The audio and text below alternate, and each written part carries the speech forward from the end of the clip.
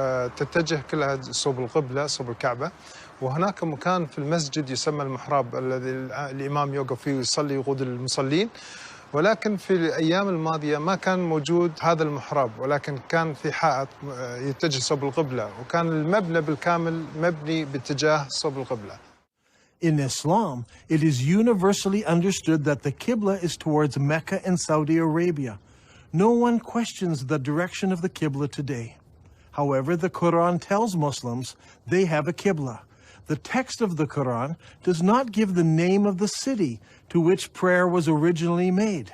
It only mentions Masjid al-Haram, or the forbidden gathering place. Muslims believe they originally prayed towards Jerusalem. According to Islamic sources, in 624 AD, Muhammad changed the Qibla to Mecca. Muhammad revealed this in Surah 2 of the Quran. Thus we appointed the Qibla to you. Indeed, it was a momentous change, except to those guided by Allah. Allah would never make your faith of no effect. Now, shall we turn you to a Qibla that shall please you? Turn then your face in the direction of the Masjid al-Haram. Wherever you are, turn your faces in that direction. As a historian of the Arabian Peninsula, I've always been interested in finding the location of the original Qibla. What direction did Muhammad pray towards before the Qibla was changed? Was it Jerusalem, as some claim? Was it Syria, as some claim? Or was it some other direction?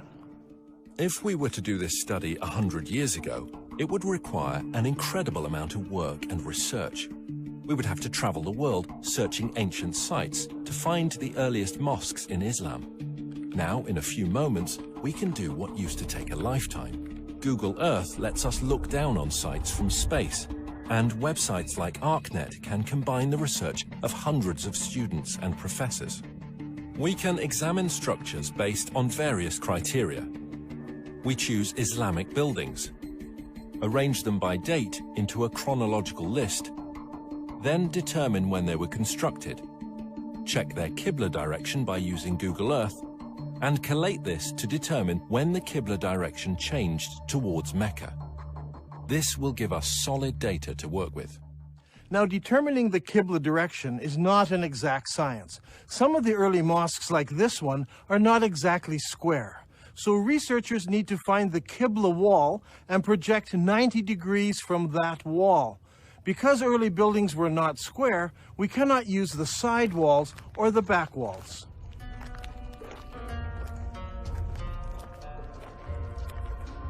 This is the mihrab of an old mosque. The early Arabs set the Qibla direction using the stars, and they were very accurate. The best way to determine the Qibla direction is to visit the mosque and use an actual accurate GPS unit. Not every mosque can be used for this study. Many of them were totally reconstructed over time, so much so that it is no longer possible to determine their original Qibla direction. However, a number of mosques survive. For instance, there is a mosque called the Mosque of the Two Qiblas in Medina. Islamic history tells us that it was in this very mosque that the companion leading prayers was told of the Qibla change. So he turned around and started praying towards Mecca. The question is, where did he originally face? Muslims have a ready answer. He prayed towards Jerusalem. Now today the Mosque of the Two Qiblas faces Mecca. But in 1987 the mosque was completely torn down so it could be rebuilt. During the construction process, the old foundation was revealed, and they discovered that it did have a Qibla wall that did indeed face north, generally towards Jerusalem. And so Muslims believe originally the Qibla was towards Jerusalem. There is a simple way that this can be put to the test. If we go to the earliest mosques that were built, where we can identify their direction of prayer, we can plot them on a map and see if their lines converge. We'll find one of three things. They all point in different directions. They all point to Jerusalem, or they all point to another location. After the Mosque of the Two Qiblas in Saudi Arabia, there are a further 11 early surviving mosques that we can research. These are located in China, Egypt, southern Jordan, Lebanon, central Jordan, Yemen, Israel, Iraq, Jerusalem, West Bank, and lastly Lebanon. So if we go in the order that they were built, the second surviving mosque was built in Guangzhou, China. Guangzhou is the modern name for what was known as the city of Canton. When Marco Polo reached this city in 1300 AD, he discovered over 100,000 Arab and Persian merchants living there. You see, the Arabs had been trading with the Chinese for hundreds and hundreds of years. This is all well documented. And so Abu Waqas, an uncle of Muhammad, traveled to China on a trade mission.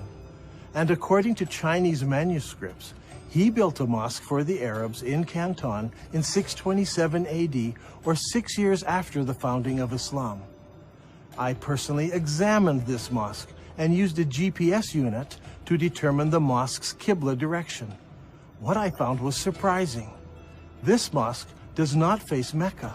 It faces 12 degrees north of Mecca, meaning that it does not face Jerusalem either. Its Qibla passes south of Jerusalem. The next mosque was built in 641 AD, about 20 years after the founding of Islam, in the town of Fustat, just outside of Cairo. This mosque was rebuilt and enlarged several times, so that today the original foundation is no longer evident. However, a description of the original ground plan of the mosque survives, and the Islamic records tell us that the first Qibla pointed east and later had to be corrected towards the south, towards Mecca. The next surviving Islamic building is the Umayyad Palace, built here at Humayma in southern Jordan. Around 700 AD, or about 80 years after the founding of Islam, the Abbas family built a large manor house here. This house had no special mosque area. Rather, the faithful would line up here in the courtyard to pray. This house has a Qibla direction, but it is not towards Jerusalem. The following year, a new mosque was built in Baalbek in Lebanon. Notice that its Qibla does not point to Mecca. 1 year later, the Umayyads built a large and impressive mosque here on the citadel in Amman, Jordan. This mosque points south.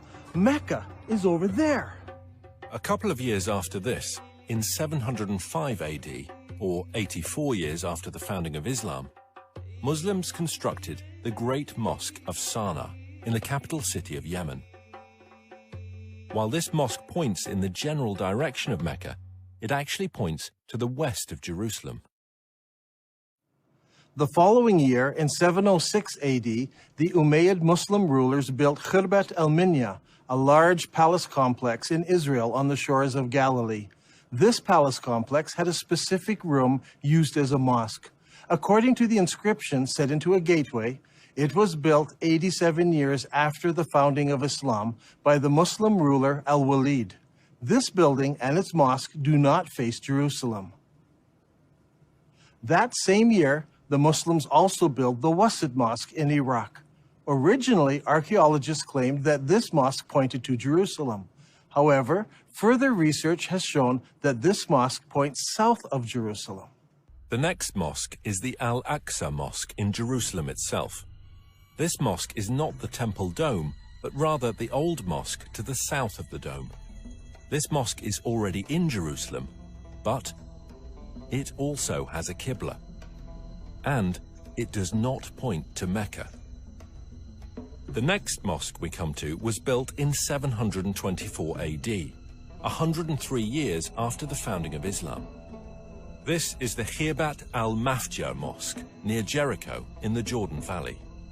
This palace was built near the end of the Umayyad dynasty.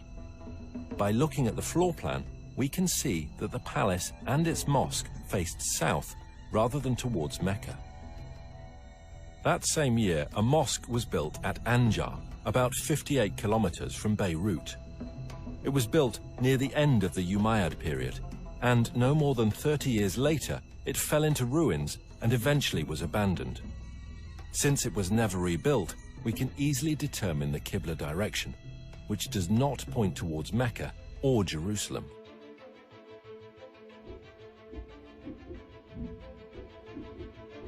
Now, let's put this all together onto one map.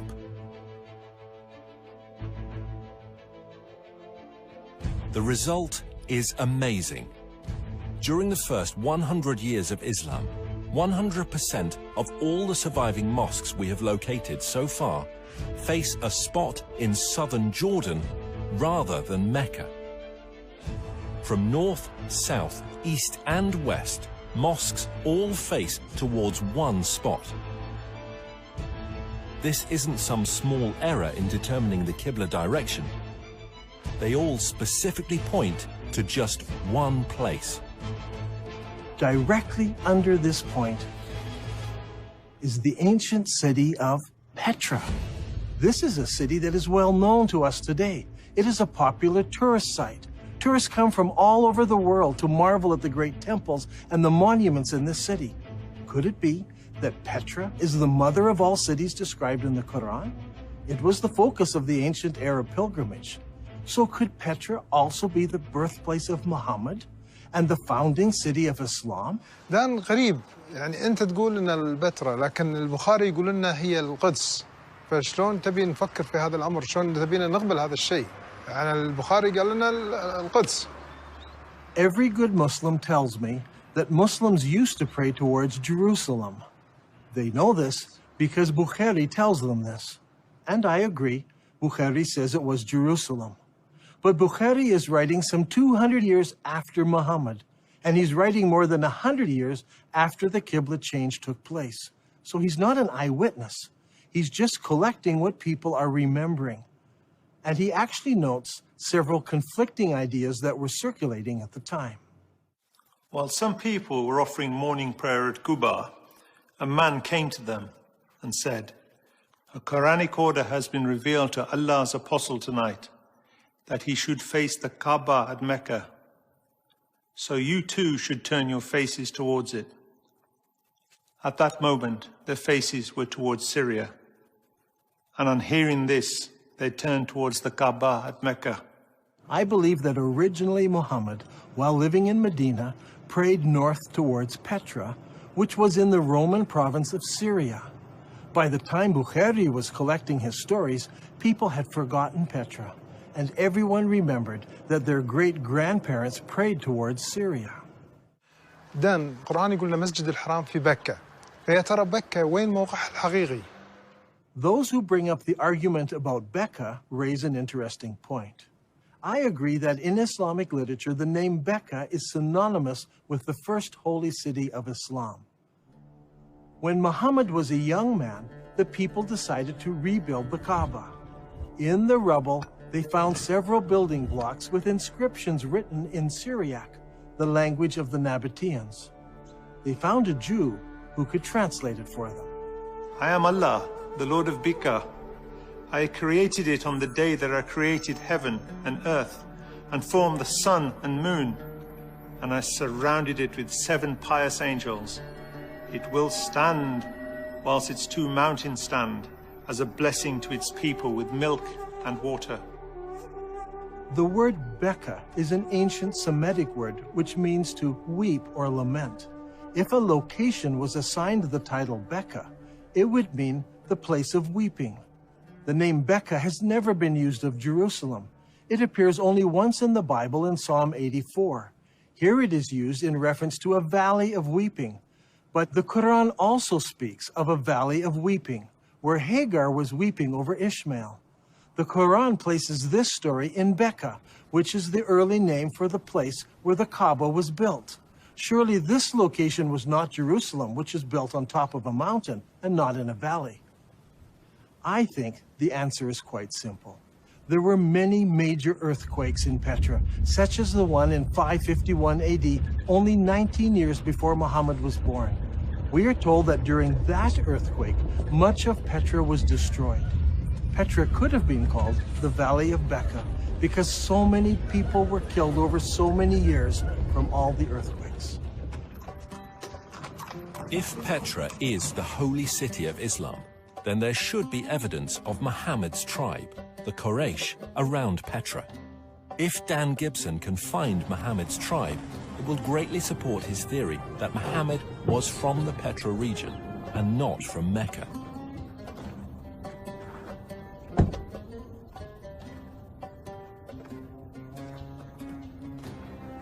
Long ago, this was known as the city of Hawar, or Humayma as it is known today. Archaeologists have uncovered a farmhouse belonging to the Abbasid family and a mosque built some time later. When the Muslims of Iraq defeated the Umayyads of Damascus, they wanted a member of Muhammad's family to support and legitimize their revolt. And so they came here to Humayma, 27 miles from Petra. It was here that they found Muhammad's family and the Quraysh tribe. They didn't go to Mecca in Saudi Arabia or Medina. They came here to Humayma, 27 miles outside of Petra. It was here that they found the Quraysh tribe and the family of Muhammad, not in Saudi Arabia. So far, we have discovered that the early mosques of Islam all faced the ancient city of Petra. But does the city of Petra fit the Islamic descriptions of the original holy city of Islam? There is a story told by all of the early biographers of Muhammad. It concerns Abdullah, Muhammad's father. He was working in the field one day and he came home with dirt on his hands. He went in to his first wife and said, "Lie with me," but she refused because he was dirty. So he went out, washed off the soil, went into his next wife, Amina. She conceived, and in this way, Muhammad was born. What is important to us about this story is that all of the early writers use the same word for the dirt on Abdullah's hands. They all use an Arabic word for soil, especially the soil of a cultivated plot or field. The problem is, there is no cultivatable land near Mecca. However, when we come to Petra, we discover that Petra had water, fields, and trees. According to archaeologists, there were private and public gardens, as well as running water brought into the city through aqueducts and clay pipes. Archaeologists have described fruit trees, grapes, and gardens existing in ancient Petra. Even today, there are cultivated plots of land between Petra and El Beida, which is 5 kilometers away. By analyzing ancient soil, researchers have discovered that only 100 years ago, the hills around Petra were covered with trees, including oak, juniper, pistachio, and carob. Not only did the holy city have trees and fields, it was also a walled city. Ibn Ishaq says, and they surrounded him by the walls of Mecca. Now this is very puzzling because Mecca had no city walls. Some think perhaps this was a house in Mecca, but Ibn Ishaq specifically says the walls of Mecca. But Mecca was not a walled city. So what about Petra? Petra was built in a valley. On either side of the valley were large mountains with cliffs. These cliffs were as good as city walls. So the people of Petra built walls from one mountain cliff to the other mountain cliff, both on this side of the valley and also on the other side of the valley. So Petra had city walls. Another distinctive feature in Petra is that it contains a very unique stream. Now, usually you have a valley with mountains on one side, mountains on the other, and a stream running down the center of the valley. But in this case, long ago, earthquakes cracked these mountains so that there is a crack in that mountain, water runs through that crack, across the valley, and out the crack in the other side. The Nabateans built a colonnaded street from one mountain to the other mountain, and beside it was a rainwater course. Let's go down there. Now, in Islam, one of the duties of the pilgrims is to go 7 times between 2 mountains called Marwa and Safa. What is interesting is that Bukhari tells us that Muhammad chose to do this, running in the rainwater course between the 2 mountains. But there are problems. Safa and Marwa are just small rocks. Today they're housed right inside of the mosque building. As you can see on this drawing, there was no rainwater course between these two rocks. But here in Petra, the description fits exactly from one mountain to the other.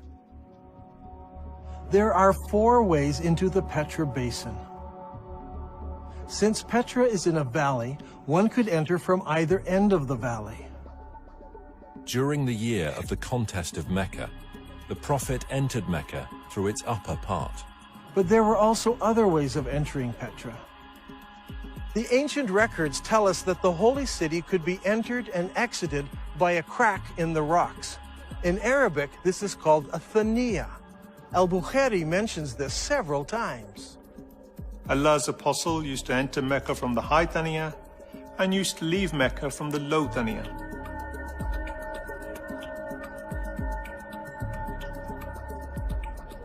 The Prophet went on advancing till he reached the Thaniya through which one would go to them, that is, the people of Quraysh. There are 2 Thaniya entrances. One of these is the famous Sikh that tourists pass through to enter the city. The other is on the far side of the colonnaded street and leads into a maze of canyons that eventually empty out into Wadi Araba below the Dead Sea. Petra also has many temples. Over here is what is known today as the Temple of the Winged Lions, or the Temple to Al-Uzza. Behind me is what is known as Kesser al-Bint today, or the temple to the god Dushera.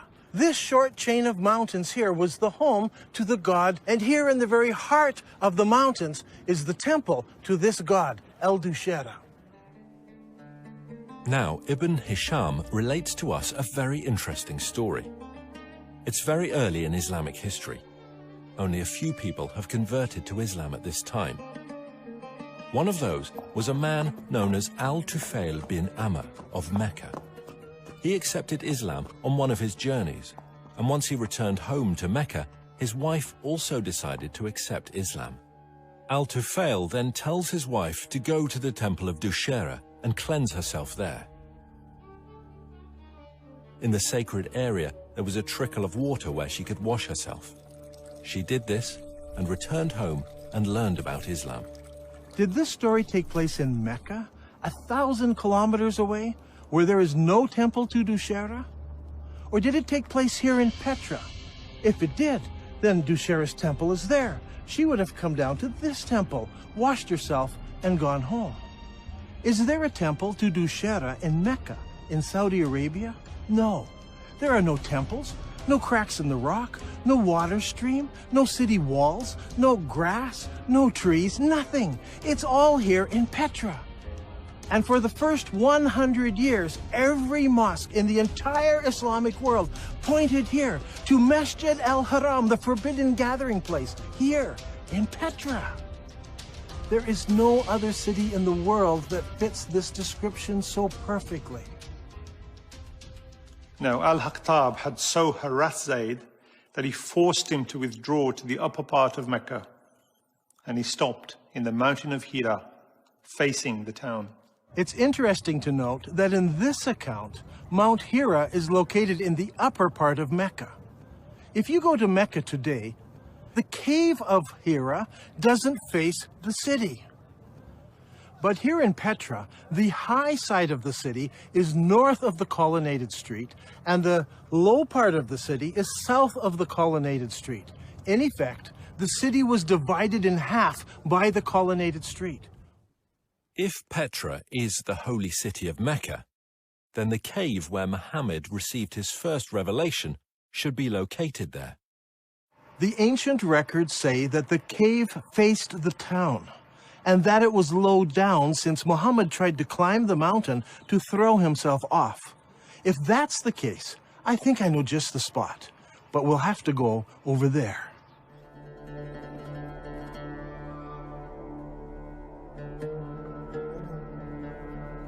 Here in this cave, we can see where there are many various god blocks.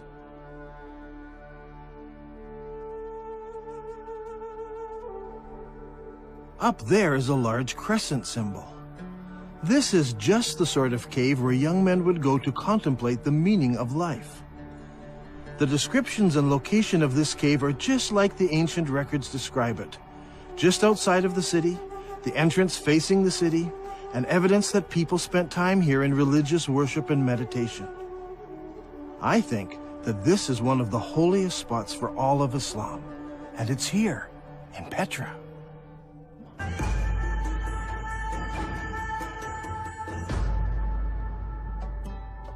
The Quran commands every Muslim to face the forbidden gathering place when they pray.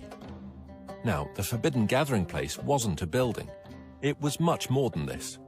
It was a large area marked out with special stones. These stones marked the boundary around the sacred area.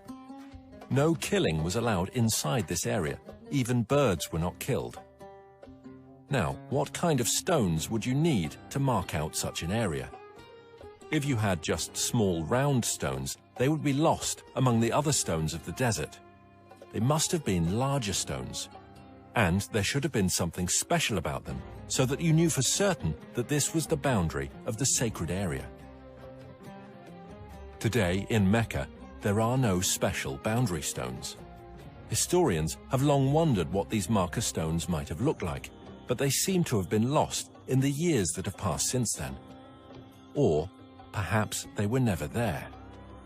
If Petra is the original holy city of Islam, then of course the special stones wouldn't be in Mecca.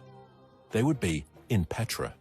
Now there's a feature about Petra that's absolutely fascinating. Whenever tourists come to this city, they pass by a number of square-cut stones known as the Jinn rocks. This is a fanciful name given to them by the local Bedouin. What is interesting is that there are more than 20 of these large square stones marking all of the entrances of the city. Is it possible that these mark out the forbidden sanctuary? Perhaps that's why they're not located in Mecca. If that is true, then Masjid al-Haram, or the forbidden sanctuary, would have been located here. And if it was located here, then the Kaaba would have been located here as well. But it's not, because a man named Ibn Zubair moved it. So far in this program, we have been examining the direction of prayer that Muslims originally faced. As we've seen, all of the mosques constructed during the first 100 years of Islam pointed to Petra. By using the two mosques on the Amman citadel, Dan Gibson has determined the approximate years when the Qibla direction changed. Does Islamic history give us any clues as to why the direction of prayer might have changed? If we look into Islamic history at this exact time, we come face to face with the Second Islamic Civil War.